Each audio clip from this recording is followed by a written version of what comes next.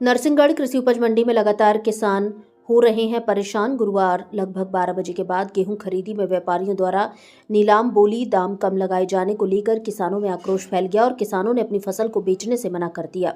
कुछ देर बाद किसान मंडी में केवल कुछ व्यापारी उपस्थित और व्यापारियों द्वारा योजनाबद्ध तरीके से बोली लगाकर फसल को कम दामों में खरीदने का आरोप लगाकर विरोध स्वरूप मंडी के कार्यालय प्रांगण में जाकर धरने पर बैठ गए।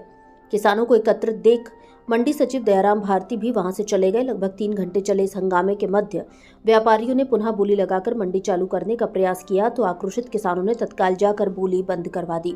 किसानों ने मंडी में एसडीएम के आने तक मंडी चालू नहीं होने देने की चेतावनी दे दी। इसके बाद तहसीलदार विराट अवस्थी और पुलिस प्रशासन ने आकर स्थिति को समझकर किसानों और व्यापारियों को समझाइश देकर मंडी में नीलामी कार्य अपनी देखरेख में प्रारंभ कराया। किसानों ने तहसीलदार विराट अवस्थी के सामने अपनी बात रखकर किसानों की समस्याओं को हल कराने को कहा। उनकी प्रमुख मांग रही कि किसानों की उपज पर सभी लाइसेंसी व्यापारी बोली लगाएं, उचित दामों पर उपज खरीदी जाए, समय पर मंडी की नीलामी कार्य शुरू होना चाहिए जिससे समय पर किसान अपनी उपज बेचकर अपनी आवश्यकता की सामग्री लेकर अपने घर जा सके। किसान की उपज की राशि देने की व्यवस्था मंडी में ही व्यापारियों द्वारा की जाए। मंडी में इन मांगों पर सचिव दयाराम भारती ने चुप्पी साध और कोई भी उत्तर नहीं दिया, जिस कारण मंडी में नीलामी कार्य सप्ताह में दूसरी बार 3 घंटे से ज्यादा बंद रहा। किसानों की समस्याओं और मांग पर तहसीलदार विराट अवस्थी ने उच्च अधिकारियों से बात कर समाधान की बात कही। व्यापारी ने भी मंडी प्रबंधन अपनी सुरक्षा की बात कही।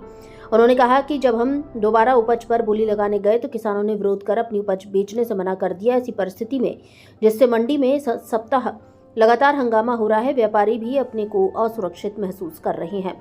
भारत संवाद से मोहित नाहर की रिपोर्ट। आज नरसिंहगढ़ कृषि उपज मंडी लगभग 4 घंटे बंद रही है। किसानों भी धरने पर बैठे हुए थे। इस संबंध में आपका क्या जानकारी प्राप्त हुई थी कि नरसिंहगढ़ कृषि उपज मंडी में थोड़ी देर के लिए बोली रोक दी गई थी व्यापारियों द्वारा। इसी से आक्रोशित होकर कुछ कृषक यहाँ पर बैठे हुए थे।